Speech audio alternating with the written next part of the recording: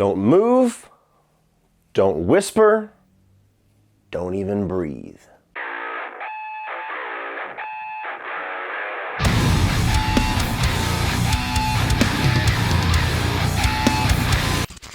What is up, everybody, and welcome to my review of Judgment Night, one of my favorite action thrillers of the 90s. So last year I tried to dedicate at least one video a month to kind of showcasing either a hidden gem or an underrated movie that I wanted to kind of bring some attention to, and I want to do that this year, and January's movie is going to be Judgment Night. This has always been one of my favorite movies of the 90s, and it's one that I feel like everybody that watches it loves it, and everybody that doesn't like it has probably never seen it. In many different ways, Judgment Night represents a movie that Hollywood doesn't make anymore that I wish that they would, because you just don't see them like this anymore. A $20 million movie with a great cast, a very simple premise that's executed well, the soundtrack, one of those classic 90s examples of just getting a bunch of artists together for a great collection of music. Some of them are actually commissioned to make songs specifically for the movie soundtrack.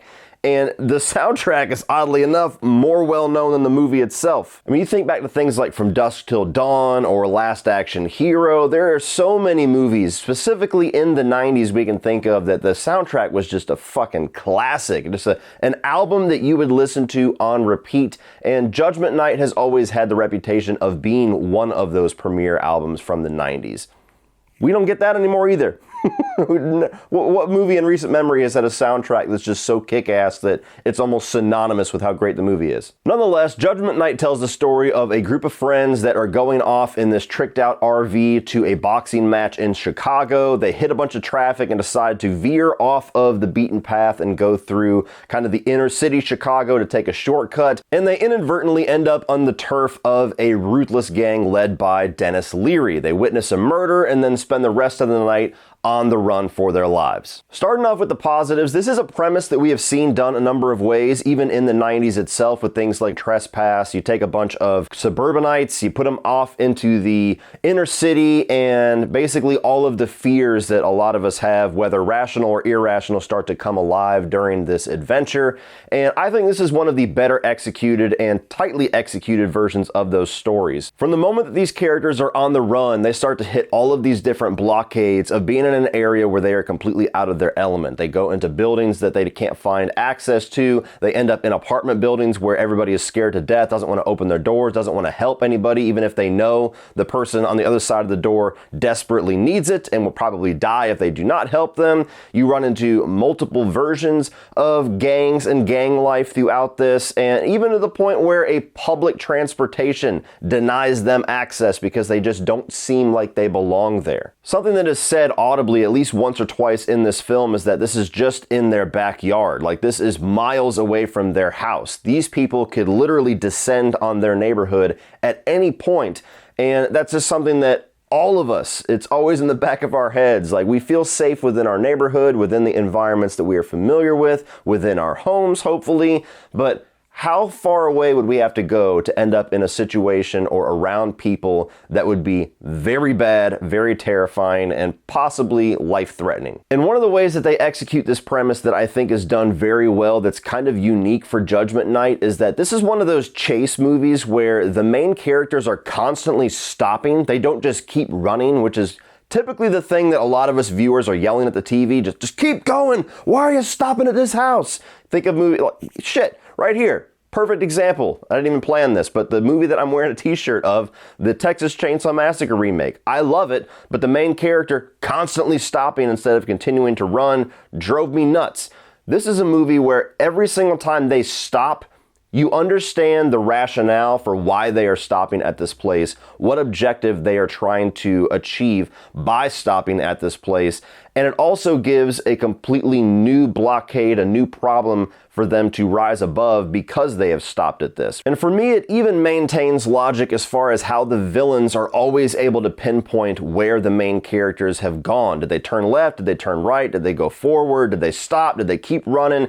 Every time that the villains once again catch up with our heroes, you understand why. Because of the cunning nature of Denis Leary's character, he just figures out what a suburban person would turn this way for and why they would probably pick that route. And so not only does the movie always maintain a really nice pace of always putting our main characters in some different type of peril and putting them in a different type of situation in a different setting, but it always maintains its logic of how this situation is continuing to go throughout this entire night versus something that you would solve in 15 minutes and there would be no reason for an entire movie aside from just script tricks. I also absolutely love this cast here. This is one of the more classic 90s casts. You got Emilio Estevez, who I've always loved. Emilio, where you been, man? I know you've been doing a lot of directing, but come back to movies. I loved Emilio as a kid for like Mighty Ducks and the little bit of Mission Impossible that he was in, The Breakfast Club, Brat Pack stuff. But Judgment Night, he's great as the leading man here, as somebody who all throughout the movie, Cuba Gooding Jr. kind of hints that he used to be a lot more rough around the edges. He used to be a lot more the badass of the group, but now he's the family man. He's got a wife, he's got a daughter. And you see that conflict that character has throughout the movie where he wants to be the rational, mature one. He wants to keep logic in sight, but especially towards the third act, you start to see his older side come out a bit more. You've got Cuba Gooding Jr., as I've already named, who's kind of the tough guy of the group, and even he has a bit of a humbling journey throughout this where he's the loudmouth, he's the big guy, he's the one who is going to head first into a situation and kind of throw caution to the wind, and by the end of it, learns that maybe that's not the best approach. Stephen Dorff, playing the younger brother of Emilio Estevez, another character that has a very noticeable arc here that's taking a lot of influence from Cuba Gooding Jr. and wanting to be the tough guy, wanting to be the loud guy, while having his brother be the dad voice in his ear, and also by the end of the film kind of realizing the error of his ways. And rounding all of this out is a role by Jeremy Piven, who is one of the more comedic presences in the movie, and it really shows a lot of his promise that he's continued to have throughout his career in things like Entourage. I think most notably he's known for the villains here. Denis Leary, man. Look, I understand that Denis Leary has a lot of controversy and a lot of stain on his name from things in his stand-up comedy career, accusations of plagiarism, things like that. But as an actor, I have always found him to be so underrated, so underappreciated. And this is one of the performances that I would just throw up there to completely solidify my argument. He is terrifying as the lead of this gang. You don't understand shit, okay? Nothing. Guys like you gotta keep checking your pants to see if you got a dick. I got one. You and your friends are the kind of spoon-fed fucking fruit bait that I fucking hate! And what's great about his character Fallon is that he has this grit to him. He has this ferocious nature that I genuinely do think is terrifying, especially in certain scenes like where he comes face to face with Jeremy Piven and goes on this rant and just looks very scary, as somebody you would not want to fuck with. But you also get a bit of his motor mouth comedic edge that's thrown into his character too. When he goes on these little rants, or whenever he's bitching out one of his lackeys, or whenever he's saying things out loud, trying to taunt and trying to intimidate our main characters. It's a really nice, well-rounded villain that I'm always very entertained by. And even though he never really played any character like this ever again in his career, he's always been kind of the funny guy or the lead in something like Rescue Me, he played such a great villain that I wish we could have gotten more of that from Leary. The direction and ending of this movie is, as I said earlier, very efficient. Very tight. The pacing is great. I mean, this is less than a 2-hour film. Yet another element of movie making that I wish we would get more of nowadays. It seems like movies have just gotten so much longer, and so many of them don't feel like they need to be that way. A movie like this that just introduces you to this really tense situation and has a lot of really interesting set pieces and places for their characters to go, and well done story arcs and character arcs for pretty much every single one of the characters. And you can get all of that done in like 100 minutes, 110 minutes. At no point in Judgment Night are you tired of this concept or tired of watching these characters' journey or starting to get burnt out. And the moment that it seems like it's starting to get a little bit far-fetched, or maybe this has started to go on a little bit too long, the movie's over. And while I talked about it a little bit earlier, I do think this movie has a great soundtrack and a great score by Alan Silvestri. You know, you have a lot of things here that are very exclusive to the 90s, which is just a straight up time capsule for me. This is 1993. I think Cuba Gooding Jr. had just done Boys in the Hood before this. So that's the era of movies that we're talking about here. And not only is the score really good at just keeping up that tension or ramping up the intensity of what is going on throughout the story, but the soundtrack, especially in the way that it's kind of setting the stage in the first act of the film before things start to get nuts, it just instantly gets you back into that early 90s vibe. And I love when a movie's soundtrack can just transport you back to when the movie was made. You're just another victim.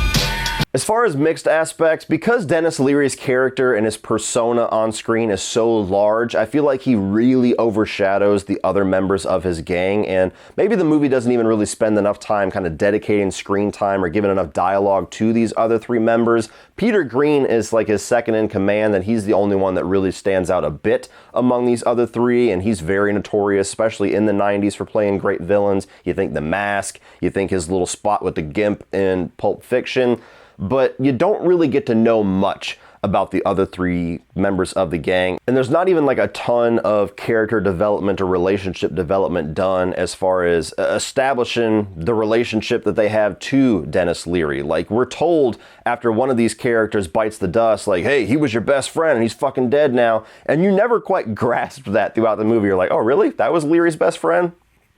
Wouldn't have known. Now, I do think that Leary does awesome in the role of Fallon, and he's such a larger-than-life character and just commands the screen so much that it's not something that hurts the movie. I think that as a group, he's enough personality to go around, so that's why it's in the mix, but I gotta admit, I do wish that, especially with Peter Green's character, we could have gotten just a little bit more to round that group out as well as our protagonist group is rounded out. As far as my negatives, this is slightly heading into spoiler territory. I mean, this is a type of movie where I feel like the direction it's going is kind of written on the wall. It's also like 30 years old, so if you haven't seen it by now, I'm encouraging you to check it out, but the information I'm about to talk about isn't necessarily going to affect your movie viewing experience, but if you don't want to hear it, please just stop the video here, go check out Judgment Night. I fully encourage you. Do it, and then come back and let me know how awesome it was. But my only negative, it regards the last 5 to 6 minutes of the movie. So you have the ultimate confrontation between Emilio Estevez and Denis Leary's character. I've always felt like that fight, that confrontation wraps up a little too quickly. Without getting into too much detail, I just feel like there should have been a bit more there. And then when the movie is literally ending, when everything is done, the situation has been resolved, I always felt like we should have seen Emilio Estevez reunite with his daughter and his wife. Like, they just say it. Like, he's walking outside and they're like, hey, Mr. Wyatt, your wife's outside, as if she's not going to be freaking the fuck out. And he wouldn't be running to her like with tears in his eyes, like, holy shit, I made it back to you. The movie just kind of ends after that.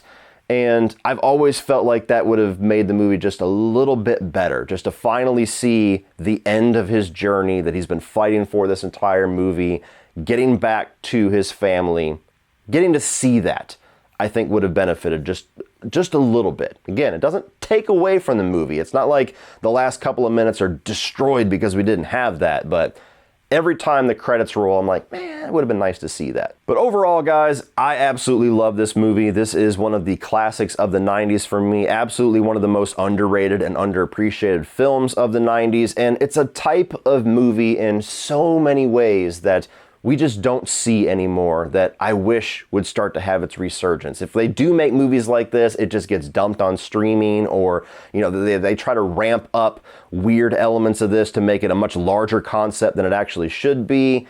I just want these types of movies to make a comeback. $20 million action thrillers with a great cast, and just execute it well. So if you have not seen Judgment Night, it is available on Blu-ray, it is on VOD. Please check it out, come back, let me know how you enjoyed it. Well, that's it for this one, guys. If you enjoyed that, please click over here for all of my 2024 new release movie reviews, and I'm also gonna put a review up here for Hollow Man, which is one of my little underrated hidden gem reviews from last year for you to check out. Like, share, hit that subscribe button if you have not already so that you don't miss everything else that I got planned for the year. And as always, remember, opinions are like assholes, but that doesn't mean you have to be.